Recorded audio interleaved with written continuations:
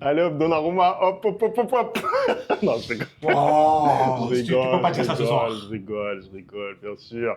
Bien sûr, c'était voilà, un petit ton d'humour, c'est important parce que là, on revient de très très loin, mais on a ce trophée, un trophée qui manquait à notre palmarès. On remporte la Super Coupe d'Europe pour la première fois de notre histoire. Première Super Coupe de l'UEFA également pour un club français au terme d'un match rocambolesque Anderson. Bah, écoute, on a vu un match de football. J'ai été surpris, je ne peux pas te mentir. Je pensais que Paris allait outrageusement dominer cette rencontre au vu de la saison qu'ils viennent de faire, mais j'avais oublié en effet que la Coupe du Monde des clubs était passée par là. Et comme je te l'avais déjà dit, cette Coupe du Monde va faire très très mal aux clubs qui y ont participé. Je pensais en janvier, mais ça commence déjà à se sentir les effets. Mais voilà, je pense que voilà, beaucoup de clubs ont pris d'argent, ont pris pas mal d'argent, mais je pense qu'ils vont le regretter plus tard dans la saison. Voilà. Je pense qu'on est d'accord, on va de toute façon développer dans ce débrief ce qui s'est passé dans ce match, mais clairement, on peut d'ores et déjà dire que c'est un scandale d'avoir disputé ce match-là à cette date-là, c'est n'importe quoi. Voilà, après, tu es obligé de le disputer avant le début de la saison. Et pourquoi?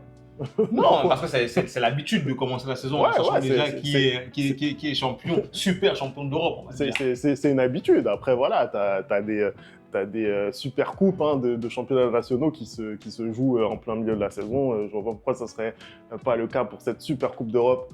En tout cas, voilà, victoire du Paris Saint-Germain. Dites-vous, nous, ce que vous avez pensé de ce match dans les commentaires. Et puis, on commence tout de suite. C'est parti, générique.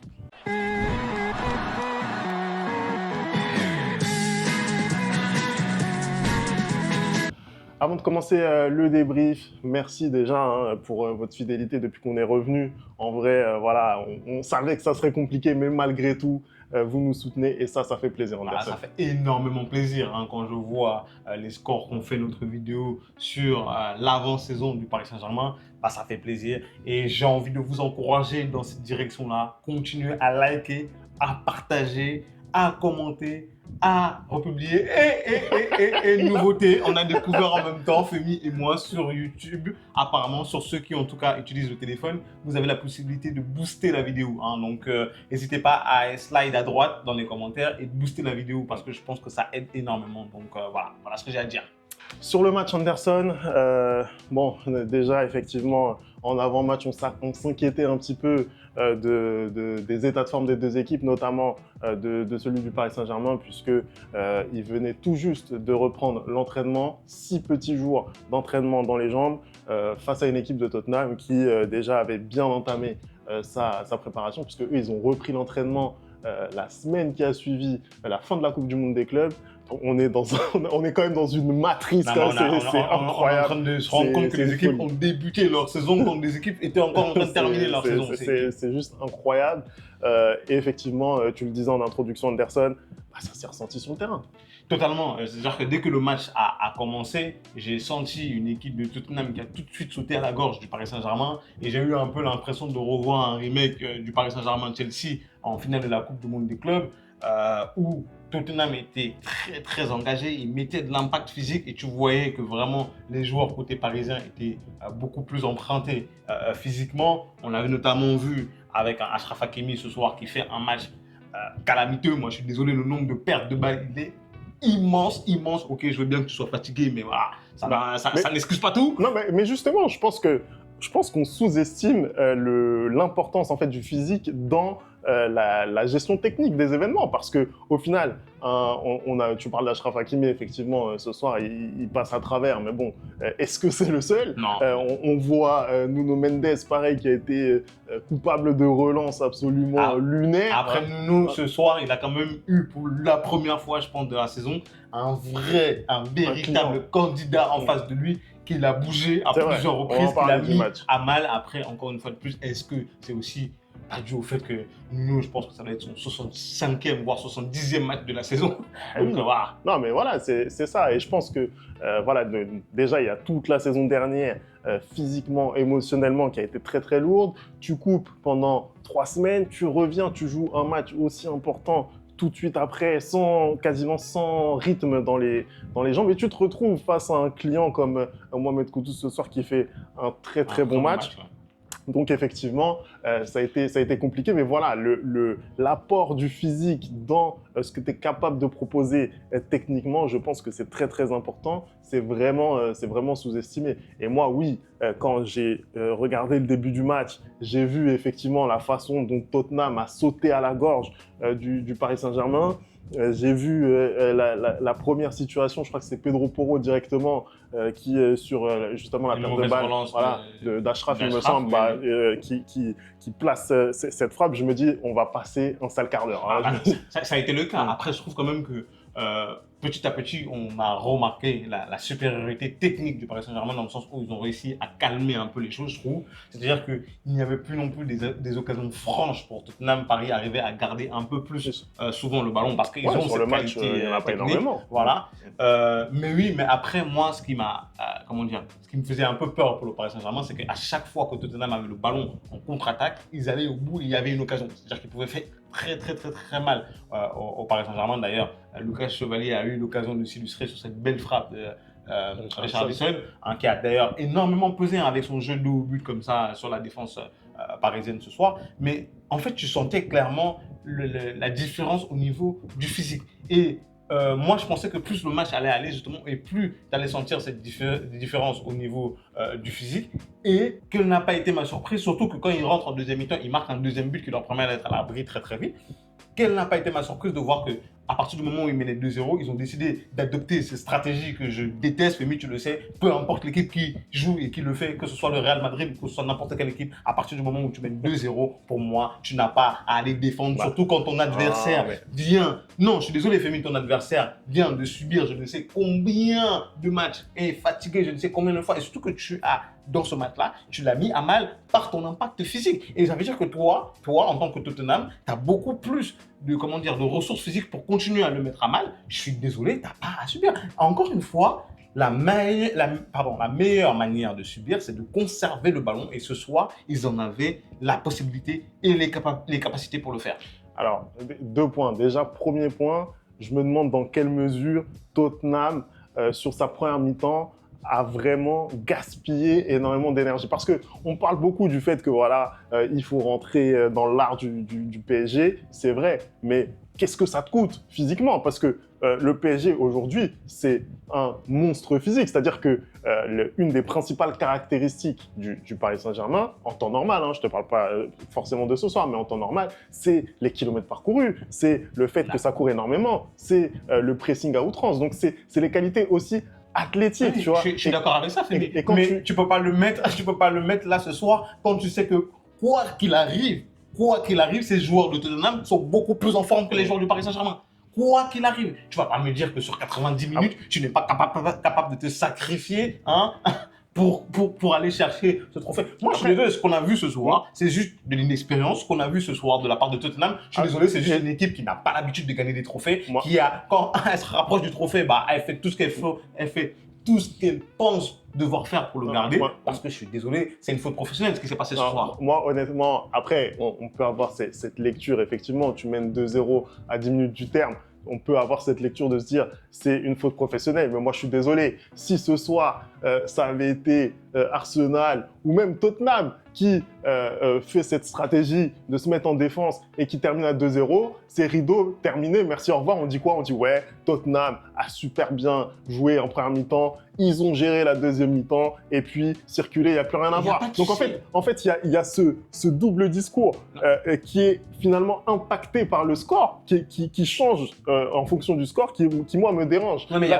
C'est forcé que tu es à 2-0, tu vas forcément un petit peu lever le pied. Il n'y a pas de souci. Non, Femi, je suis désolé. Ok, je vois ce que tu veux dire. Si à 2-0, ils arrivent à aller au bout, mais avec des si on refait le monde. Il n'y a pas eu 2-0 à la fin du match. Il y a eu 2-2 et un Paris Saint-Germain qui gagne au tir au but. Non, laisse-moi finir. Je suis désolé. Je suis désolé. Quand tu fais cette stratégie-là contre une équipe, contre Manchester City ou contre une équipe du Paris Saint-Germain où tu sais que vraiment tu n'as pas la possibilité de le faire, si c'était par exemple au début de la saison. Je suis désolé, ce soir, Tottenham a bousculé Paris tout le long du match. Je ne vois pas pourquoi tu bouscules une équipe pendant 80 minutes et d'un coup, tu décides d'arrêter de jouer. Je suis désolé, c'est ça mon problème. C'est-à-dire que tu sais que tu as des moyens de la bousculer en continuant le jeu que tu as mis en place depuis 80 minutes. Parce qu'à un moment donné, je suis désolé, quoi qu'il arrive, la qualité technique, elle est de l'autre côté. Elle est du côté parisien. Et tu sais que quoi qu'il arrive, quoi qu'il advienne, sur une frappe, sur un jeu un peu en triangle et tout, ils peuvent te mettre ce but-là. Parce qu'aujourd'hui, dans le football moderne, 5 minutes, c'est rien.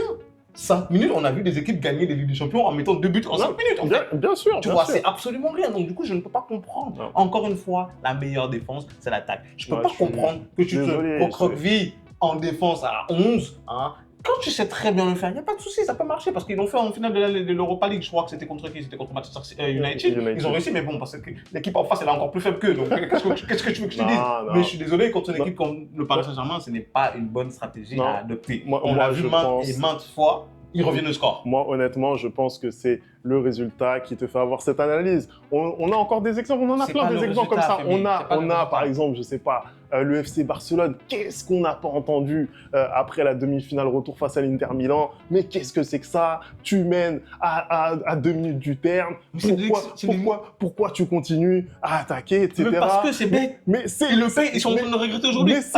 Mais c'est leur style de jeu. C'est leur style de jeu. C'est ce qu'ils savent faire, le Barça. C'est pas ça. Barça ne sait pas défendre. À un moment donné, c'est pas savoir défendre. Voilà. C'est pas savoir défendre. Ils n'avaient pas besoin de savoir défendre. Tu sais, il y a besoin d'avoir un peu de vice. Il y a besoin d'avoir un peu de vice qui a manqué. Au Barça, c'était du vice. Et ce qui a manqué ce soir à Tottenham, c'est de l'intelligence, tout simplement. Ce n'est pas du tout les mêmes situations. Je suis désolé, il y avait 2-3 joueurs de Barcelone qui se jettent par terre, qui font semblant d'avoir une crampe. Ils gagnent ce match-là. Et ça aussi, ça fait partie du football. Je suis désolé. Ce soir, Tottenham, ils ont mal négocié leur fin de match. Ils ont très très mal négocié leur fin de match parce que je suis désolé, en face, pour moi, tu as une équipe qui n'a même pas fait de pré-saison. Une équipe qui n'a même pas joué un match amical. Toi, tu as fait une pré-saison. Toi, tu as joué des matchs amicaux. Toi, tu arrives bien apprêté physiquement et tu peux pas me dire que tu ne peux pas tenir le combat physique pendant 90 minutes. Mais on est d'accord avec ça. Enfin, moi, je suis d'accord avec ça. Mais tu vois, le scénario du match, je peux pas l'analyser par rapport à ce que tu viens de dire. Il y a une réalité dans un match qui fait que, bah voilà, Tottenham a très bien joué, notamment sur cette première période. Ils mènent 2-0 en entrée de seconde période et effectivement, derrière, ils décident de baisser un petit peu le pied, de gérer, en sachant que ça coïncide aussi avec un mieux côté parisien. Quelques réajustements tactiques, on n'en a pas parlé. Parce que aussi Tottenham arrête de jouer. Mais pour moi, il y a un réajustement quand même tactique avec ce Ousmane Dembélé qui va sur le côté droit notamment, l'entrée de Ruiz, l'entrée de Mbaye. Voilà, il y a quand même des choses qui font que derrière le PSG va un petit peu mieux. Et je pense que Tottenham se dit, on a le score qui est fait, on va fermer un petit peu les espaces. De toute façon, je pense qu'on va pas être d'accord là-dessus. Hein. Donc voilà, je te propose de revenir sur le Paris Saint-Germain. Qu'est-ce que tu as pensé justement de la compo de départ de Luis Enrique? Moi, ça m'a un peu surpris. Moi, j'aimerais vraiment qu'on parle de cette compo parce qu'effectivement, il y a des choix qui peuvent interpeller. Alors après, nous, on n'est pas insider, on ne sait pas ce qui se passe à l'entraînement, on ne connaît pas aussi les états de forme de chacun. Voilà, peut-être qu'il y en a qui effectivement sont arrivés moins bien, d'autres qui sont arrivés mieux. Mais en tout cas, il y a certains choix qui ont été faits de la part de Luis Enrique, et notamment le fait de ne pas titulariser Fabian Ruiz d'entrée de jeu. Alors moi, j'ai cru comprendre que la veille, il avait ressenti une petite douleur qui s'était arrêtée à l'entraînement, ce qui pourrait expliquer le fait qu'il n'ait pas débuté. Mais en tout cas, il y a eu ce choix de la part de Luis Enrique de mettre un milieu de terrain à 3, compte tenu aussi de la suspension de João Neves. Ouais. Donc, il décide d'aligner Vitinha, Désiré Doué et Warren Zaïre-Emery. Effectivement, compte tenu de la situation, je pense que c'était la meilleure chose à faire. Et je pense qu'il y a quand même des déceptions. Je pense qu'il y a des joueurs qui ont perdu pas mal de points ce soir. Au-delà des joueurs qui n'ont pas forcément été bons ce soir, on va prendre un Gbara par exemple. Je trouve qu'il ne fait pas un match exceptionnel. Mais bon, je ne peux pas lui en vouloir après la saison qu'il fait parce qu'encore une fois de plus, il est emprunté physiquement. Surtout que c'est un des joueurs du Paris Saint-Germain qui se donne le plus. Moi, la grosse déception de ce soir, et je pense qu'il n'a pas marqué des points, et on en parlait justement à l'avant-saison du Paris Saint-Germain, c'est Warren. Je suis désolé, quand tu as la chance comme ça de pouvoir rentrer justement dans la rotation et de prouver, parce que pour le coup, toi, tu n'as pas les mêmes minutes que les autres joueurs ont eu, tu n'as pas les mêmes, surcharge physique, pardon. tu dois prouver. Et là, ce soir, ça n'a pas du tout été le cas. Le reste, la plupart des autres qui n'ont pas été bons ce soir, ça s'explique. Ça s'explique par le fait qu'ils ont une grosse saison. Pour moi, ça ne s'explique pas du tout. Je suis désolé, parce que quand je vois, justement, on en avait parlé justement du banc qui est très important, et là, ce soir, tu as vu que le banc, il va être très important. Quand je vois la rentrée d'un Kang In Lee, c'est un joueur qui n'a pas énormément joué dans la saison. Tu vois qu'il est frais, tu vois qu'il vient apporter énormément de choses. Mbaye, pareil, c'est la même chose. Tu vois des joueurs qui sont frais et qui viennent apporter des choses. Un Warren, ce soir, j'ai pas eu l'impression que c'était quelqu'un qui avait beaucoup moins de matchs que les autres sur la pelouse. J'ai pas eu l'impression qu'il a fait énormément de bonnes choses ce soir. Après, je sais pas, peut-être qu'il était au diapason de ses coéquipiers, mais le match a été très compliqué pour lui. Oui, c'est vrai que Warren, après, voilà, c'est aussi un premier match de la saison. Hein. Même si, voilà, Warren, il a des choses à se faire pardonner, entre guillemets, il doit confirmer. C'est vrai qu'on en attendait un petit peu plus, mais malgré tout, voilà, il faut l'analyser, ce match, pour ce que c'est-à-dire un premier match de la saison.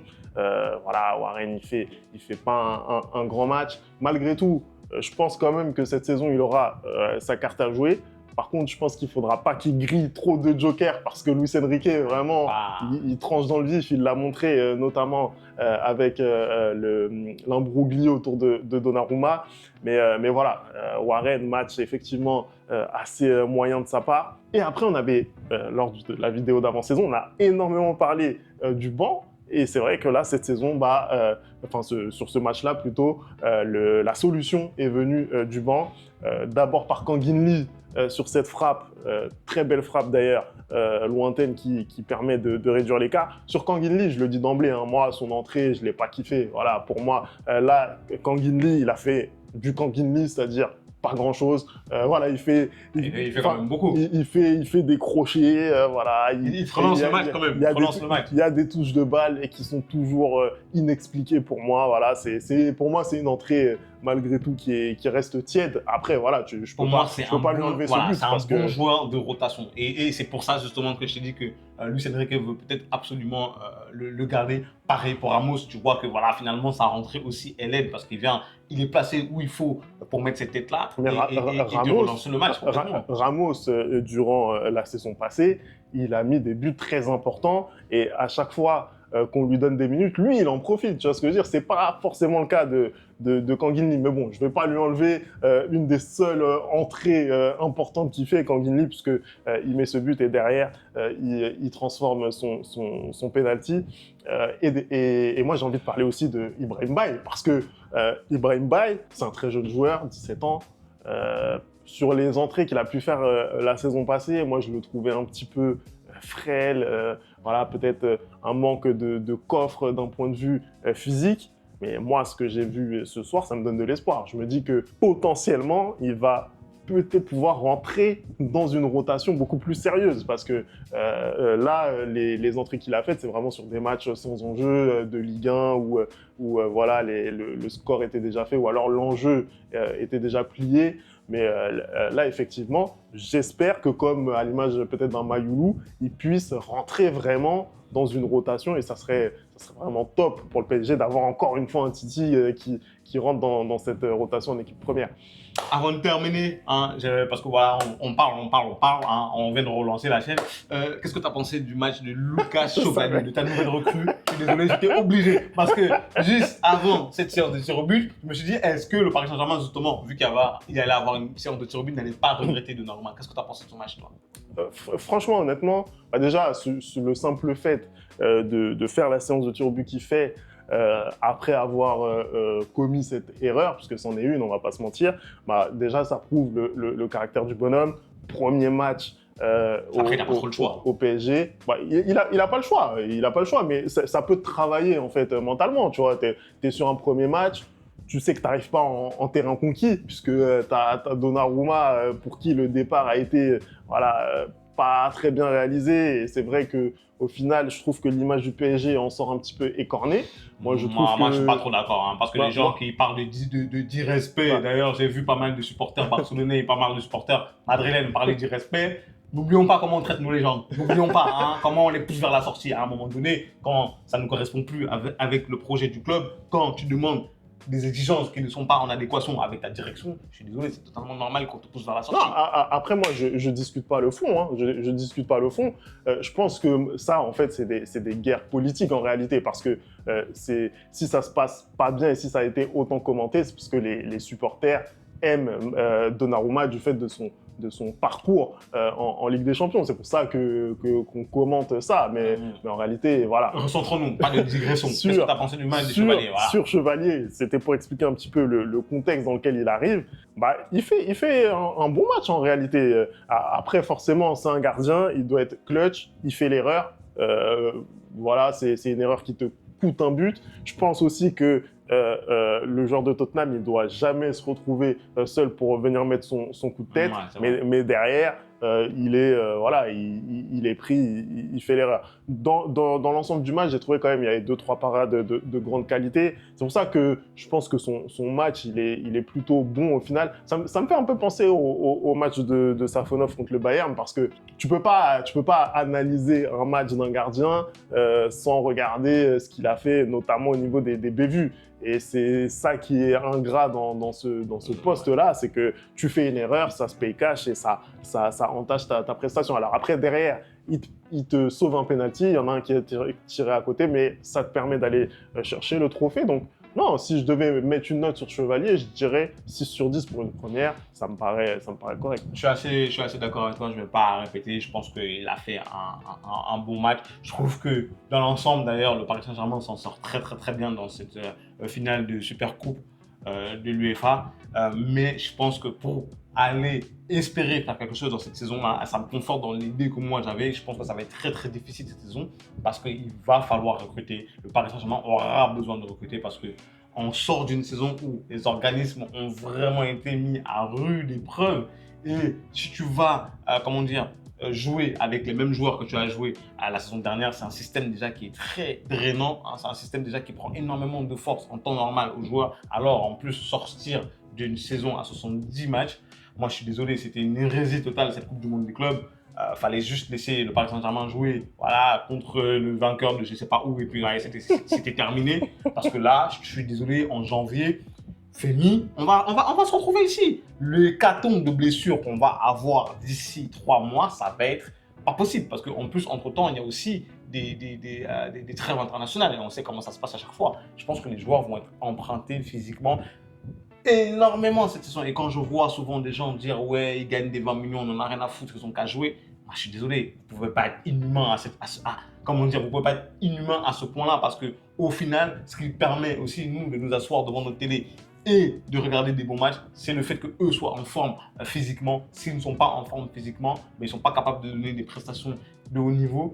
Et voilà, personne n'y gagne. Autant eux que les supporters, que le club, personne n'y gagne. Donc je vois les gens dire ouais, on n'en a rien à faire qu'ils jouent tous les 2-3 jours, qu'ils fassent 70 matchs par saison parce qu'ils gagnent des 20, des 30 millions d'euros par an. Je suis désolé, voilà. Hein, déjà que les 9-17 heures, c'est difficile pour vous, hein, c'est difficile pour tout le monde. Vous voulez critiquer des joueurs, voilà.